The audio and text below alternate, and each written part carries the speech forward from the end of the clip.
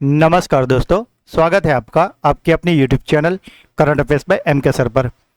दोस्तों, आज हम इस वीडियो में 10 जून 2026 के 15 मोस्ट एमपी टॉपिक को डिटेल में कवर करेंगे और सभी क्वेश्चन के इंपॉर्टेंट फैक्ट भी जानेंगे। तो पूरा वीडियो बड़े ध्यान से देखना। लास्ट में आपका टेस्ट होगा जिसके आंसर आपको कमेंट करने हैं। साथ ही दोस्तों, ये एकमात्र चैनल है जहाँ पे 15 मिनट से भी कम समय में आपको हर दिन सुबह 8 बजे 15 मोस्ट एमपी टॉपिक को डिटेल में कवर भी करवाया जाता है और अगले दिन का 15 क्वेश्चन का रिवीजन भी करवाया जाता है। तो अगर आप इस चैनल के वीडियो को रेगुलर फॉलो करते हो तो आप कोई भी वनडे, स्टेट या कोई भी कॉम्पिटिटिव एग्जाम की तैयारी कर रहे हो उसमें आपको निश्चित फ़ायदा होगा। तो जो लोग चैनल पर पहली बार आए हैं उनसे रिक्वेस्ट है कि एटलीस्ट 10 दिन के लिए चैनल को फॉलो कीजिए, आपको पॉजिटिव फर्क जरूर दिखेगा। और अगर अभी तक चैनल को सब्सक्राइब नहीं किया तो प्लीज़ जल्दी से कर लीजिए। तो चलिए वीडियो स्टार्ट करते हैं। भारत के इतिहास में पहले आम चुनाव के बाद लगातार 4,399 दिनों तक निर्वाचित प्रधानमंत्री रहने का सर्वकालीन रिकॉर्ड किस राजनेता ने बनाया है? तो दोस्तों, ये जो 4,399 दिन यानी कि 4,399 डेज तक प्रधानमंत्री रहने वाले जो प्रधानमंत्री है वे है नरेंद्र मोदी। नरेंद्र मोदी भारत के पहले आम चुनाव यानी कि 1952 के बाद लगातार 4,399 दिनों तक निर्वाचित प्रधानमंत्री रहने वाले पहले राजनेता बने हैं। उन्होंने देश के पहले प्रधानमंत्री पंडित जवाहरलाल नेहरू के लगातार 4,398 दिनों के निर्वाचित कार्यकाल के सर्वकालिक रिकॉर्ड को तोड़ा है। पीएम मोदी ने 26 मई 2014 को पहली बार शपथ ली थी और 10 जून 2026 को इस ऐतिहासिक मील के पत्थर को पार किया है। वह भारतीय राजनीति के इतिहास में सबसे लंबे समय तक सेवा करने वाले पहले गैर कांग्रेसी यानी कि नॉन कांग्रेस प्रधानमंत्री भी है। साथ ही दोस्तों, अगर बात करें उनके टोटल कार्यकाल की, जिसमें वे गुजरात के मुख्यमंत्री और उसके बाद देश के प्रधानमंत्री, ये दोनों कार्यकाल को अगर मिलाया जाए तो वे 8,931 से भी अधिक दिनों तक चुटायल सरकार के प्रमुख यानी कि हेड ऑफ इलेक्टेड गवर्नमेंट रहने वाले भारत के शीर्ष नेता भी बने हैं। वर्ष 2026 में 9 जून को भगवान बिरसा मुंडा की कौन सी पुण्यतिथि मनाई गई है? तो दोस्तों, ये जो भगवान बिरसा मुंडा की पुण्यतिथि जो कि 9 जून को 2026 में मनाई थी वे थी 126वीं। भगवान बिरसा मुंडा का निधन मात्र 25 वर्ष की अल्प आयु में 9 जून 1900 को रांची में एक जेल में रहस्यमयी परिस्थितियों में हुआ था। उन्होंने छोटा नागपुर पठार क्षेत्र के ब्रिटिश शासन और जमींदारों के शोषण के खिलाफ ऐतिहासिक उलगुलान यानी कि महान विद्रोह का सफल नेतृत्व भी किया था। दोस्तों, आदिवासी समुदाय और मुंडा जनजाति उन्हें आदरपूर्वक धरती आबा के रूप में पूजा करती है और ये धरती आबा का मतलब होता है पृथ्वी के पिता। उन्होंने समाज सुधारक के लिए एकेश्वरवाद पर आधारित बिरसाइत नामक एक नए संप्रदाय स्थापना की थी। उनके सम्मान में भारत सरकार द्वारा उनकी जो जयंती होती है जो कि 15 नवंबर को है, उस दिन प्रति वर्ष देश भर में जनजातीय गौरव दिवस के रूप में भी मनाई जाती है। ज्ञानेंद्र सिंह मलिक को किस राज्य का नया डीजीपी नियुक्त किया गया है? तो दोस्तों, ये जो ज्ञानेंद्र सिंह मलिक है वे डीजीपी अब बन गए हैं गुजरात के। दोस्तों, अगर अभी तक वीडियो को लाइक और चैनल को सब्सक्राइब नहीं किया तो प्लीज जल्दी से कर लीजिए। जून 2026 में हरियाणा विधानसभा में आयोजित राष्ट्रमंडल संसदीय संघ इंडिया सीजन जोन 2 का उद्घाटन किसके द्वारा किया गया है? तो दोस्तों, ये जो हरियाणा विधानसभा में राष्ट्रमंडल संसदीय संघ के इंडिया रीजन जोन 2 का उद्घाटन है वो किया है ओम बिरला जी ने। राष्ट्रीय ई गवर्नेंस पुरस्कार 2026 में किस पहल को स्वर्ण पदक से सम्मानित किया गया है? तो दोस्तों, ये जो स्वर्ण पदक दिया गया है वो मिला है पंचायत उन्नति सूचकांकों को? पंचायती राज मंत्रालय की डिजिटल पहल पंचायती उन्नति सूचकांक को राष्ट्रीय ई गवर्नेंस पुरस्कार 2026 में गोल्ड मेडल प्राप्त हुआ है।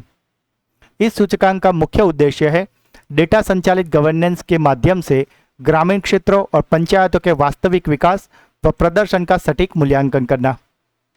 यह पुरस्कार तकनीकी नवाचार और डिजिटल गवर्नेंस के माध्यम से प्रशासनिक कार्यों में पारदर्शिता लाने के लिए दिया जाता है।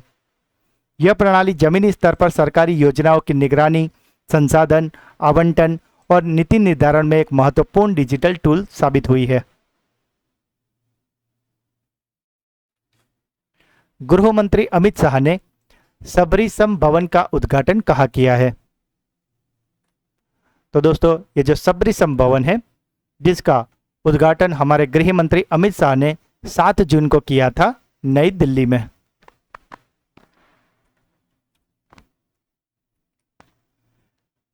उलन बटार ओपन 2026 कुश्ती टूर्नामेंट में भारत ने कुल कितने पदक जीते हैं? तो दोस्तों, ये जो उलन बटार ओपन 2026 कुश्ती टूर्नामेंट थी, इसमें भारत ने कुल पदक जीते हैं 17।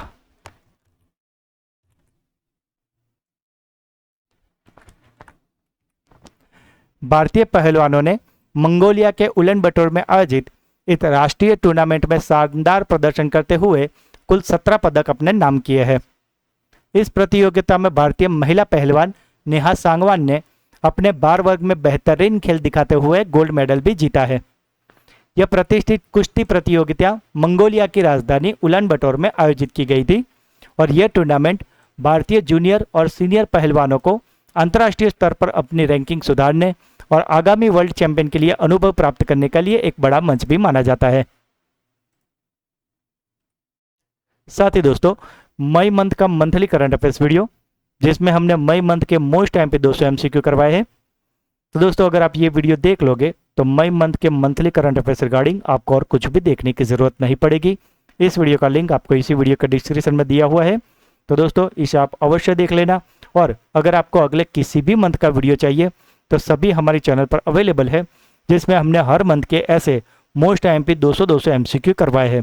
तो दोस्तों, ये सारे क्वालिटी वीडियो है, इन्हें आप अवश्य देख लें। 3000 किलोग्राम का तरी पोहा बनाकर वर्ल्ड रिकॉर्ड किसने स्थापित किया है? तो दोस्तों, ये 3000 किलोग्राम का तरी पोहा है, वो बनाने का वर्ल्ड रिकॉर्ड बनाया है शेफ विष्णु मनोहर ने।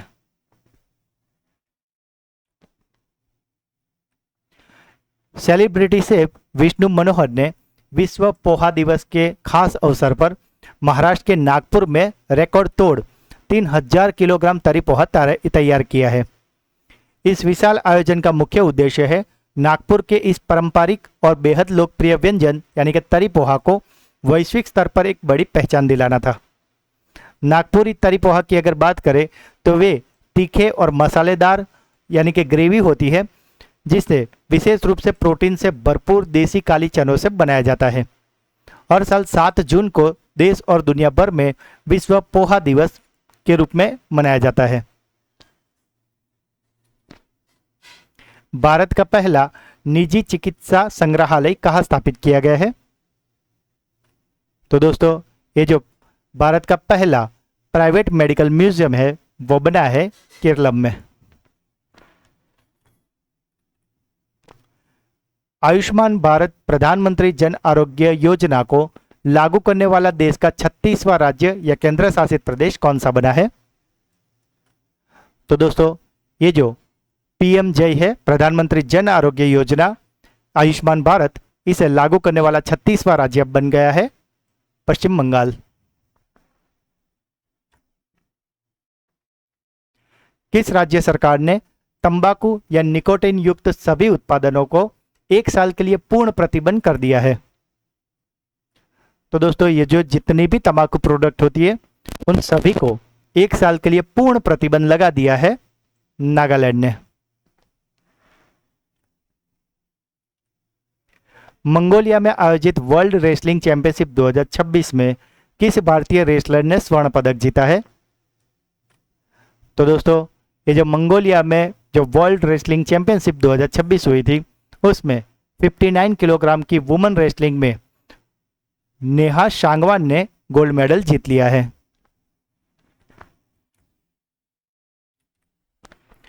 मोनाको ग्रैंड प्रिक्स 2026 का खिताब किसने जीता है? तो दोस्तों ये जो मोनाको ग्रैंड प्रिक्स 2026 है इसे जीत लिया है किमी एंटोनेली ने। दोस्तों अगर अभी तक वीडियो को लाइक और चैनल को सब्सक्राइब नहीं किया तो प्लीज जल्दी से कर लीजिए। साथ ही दोस्तों जनवरी, फरवरी और मार्च का कंबाइन वीडियो जिसमें हमने मोस्ट टाइम पे 600 एमसीक्यू कवर करवाए हैं, तो अगर आप ये वीडियो देख लोगे तो एक ही वीडियो में आपके पूरे 3 मंथ के यानी कि जनवरी, फरवरी और मार्च का मंथली करंट अफेयर्स डिटेल में कवर हो जाएगा। तो दोस्तों इस वीडियो को तो आप बिल्कुल भी मिस मत करना, इसका लिंक आपको इसी वीडियो के डिस्क्रिप्शन में भी मिल जाएगा, तो इसे अवश्य देख ले। जून 2026 तक संसद के निचले सदन यानी कि लोकसभा में महिलाओं के प्रतिनिधित्व के मामले में भारत की वैश्विक रैंक क्या है? तो दोस्तों ये जो लोकसभा में महिलाओं का प्रतिनिधित्व होता है उसमें भारत का वैश्विक क्रम आया है 147। लगभग 190 देशों की सूची में भारत ने 147वां यानी कि 147वां स्थान हासिल किया है। भारत का यह प्रदर्शन वैश्विक औसत से काफी ज्यादा पीछे भी है। वर्तमान 18वीं लोकसभा की बात करें तो संसद के निचले सदन के कुल 543 सांसदों में से केवल 74 महिलाएं हैं यानी कि सिर्फ 13.8%। दुनिया भर में संसदों के निचले सदनों में महिलाओं की अगर औसत की बात करें तो वे अप्रोक्स 27.5% है। तो दोस्तों हम ऑलमोस्ट उसके आधे से भी पीछे है। वैश्विक स्तर पर संसदों में महिलाओं की भागीदारी के मामले में रवांडा सबसे आगे है जो कि 63.8% के साथ। भारत सरकार द्वारा पारित नारी शक्ति वंदन अधिनियम जिसमें 33% महिला आरक्षण के प्रभावी रूप से लागू होने के बाद भारत की इस रैंकिंग में भारी सुधार होने की उम्मीद जताई जा रही है।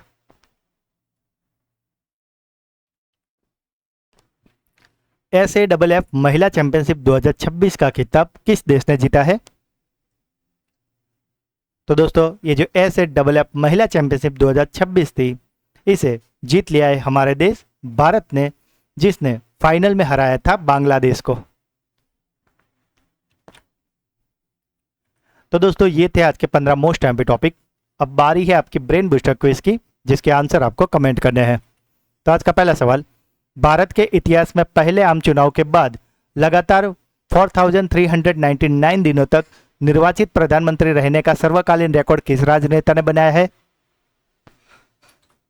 आयुष्मान भारत प्रधानमंत्री जन आरोग्य योजना को लागू करने वाला देश का 36वां राज्य कौन सा बना है? और आखिरी सवाल, किस राज्य सरकार ने तंबाकू या निकोटीन युक्त सभी उत्पादनों को 1 साल के लिए पूर्ण प्रतिबंध लगा दिया है?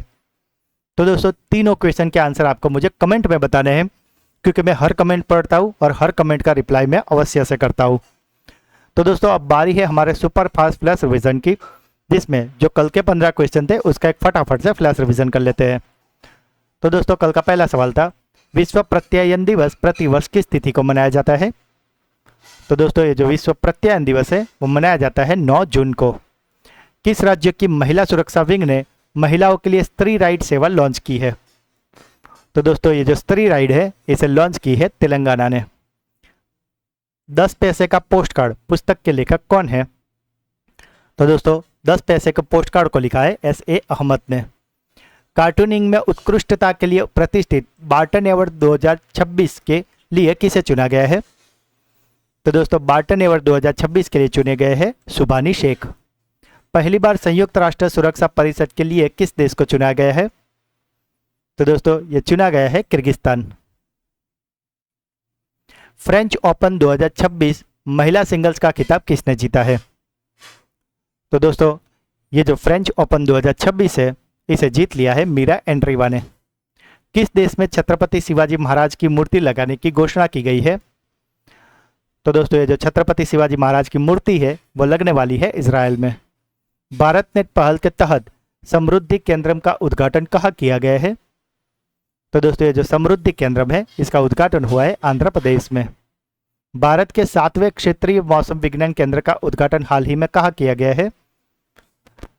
तो ये जो 7वां मौसम विज्ञान केंद्र है वो खुला है जम्मू में। महिला एशियाई व्यक्तिगत शतरंज चैंपियनशिप 2026 का खिताब किसने जीता है? तो दोस्तों इसे जीत लिया है सविता श्री भास्कर ने। केंद्रीय गृह मंत्री अमित शाह ने पूर्वोत्तर परिषद के 73वें पूर्ण सत्र की अध्यक्षता कहाँ की है? तो दोस्तों यह अध्यक्षता की गई है मेघालय में। यूनाइटेड किंगडम में भारत के नए हाई कमिश्नर कौन बने हैं? तो दोस्तों ये भारत के नए हाई कमिश्नर यूके में बने हैं पेरिया स्वामी कुमारन। हाल ही में दिवंगत हुए अर्जुन पुरस्कार विजेता बलविंदर सिंह धालीवाल किस खेल से संबंधित थे? तो दोस्तों बलविंदर सिंह जी थे शॉर्ट पुट के खिलाड़ी। किस राज्य सरकार ने राज्यव्यापी अभियान योगा 2026 का शुभारंभ किया है? तो दोस्तों ये जो योगा 2026 है इसका शुभारंभ किया है आंध्र प्रदेश ने।